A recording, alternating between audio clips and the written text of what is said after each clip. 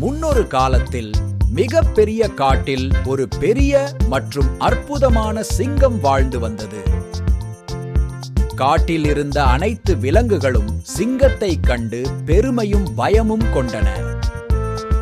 சாப்பிட்டுவிட்டு சிங்கம் மிகவும் சோர்வாகி ஒரு நாள் ஒரு பெரிய மரத்தடியில் தூங்க முடிவு செய்தது. என்ன ஒரு சிறந்த பசி!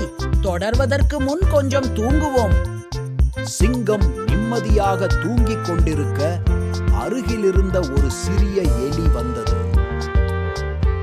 அது சிங்கத்தின் சக்தி வாய்ந்த அசைவுகளை கண்டு வியந்த அந்த சிறிய எலி சிங்கத்தின் மேல் ஏறி விளையாடத் தொடங்கியது. என்ன பெரிய மிருகம்! எவ்வளவு வலிமையானது! சிங்கத்தின் மீது ஏறி விளையாடுவோம். சிங்கம் திடீரென விழித்துக் கொண்டு கர்ஜனையுடன் எலியை வாயில் பிடித்தது.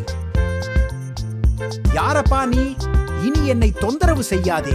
நான் உன்னை பிடித்து சாப்பிடப் போகிறேன். தயவு செய்து என்னை விட்டுவிடுங்கள் சிங்கராஜா.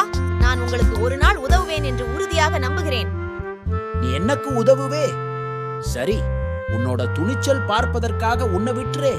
சில நாட்களுக்கு பிறகு சிங்கம் காட்டில் ஏதாவது சாப்பிட முயற்சித்து நடந்து கொண்டிருந்தது. திடீரென்று அது ஒரு கூர்மையான கொம்பில் சிக்கியது. ஐயோ, என்னுடைய கால்கள் இந்த கொம்பில் சிக்கிவிட்டது. யாராவது உதவுங்கள்! அந்த சத்தம் கேட்டு எலி வந்தது. அது என்ன சத்தம்?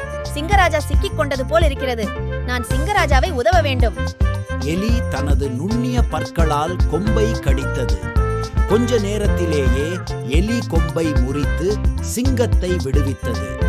நீங்கள் எனக்கு பெரிய உதவியாக இருந்தீர்கள். நீங்கள் ஒரு நல்ல நண்பர். நான் உன்னோட நண்பன். நண்பர்கள் எப்போதும் ஒருவருக்கொருவர் உதவ வேண்டும்.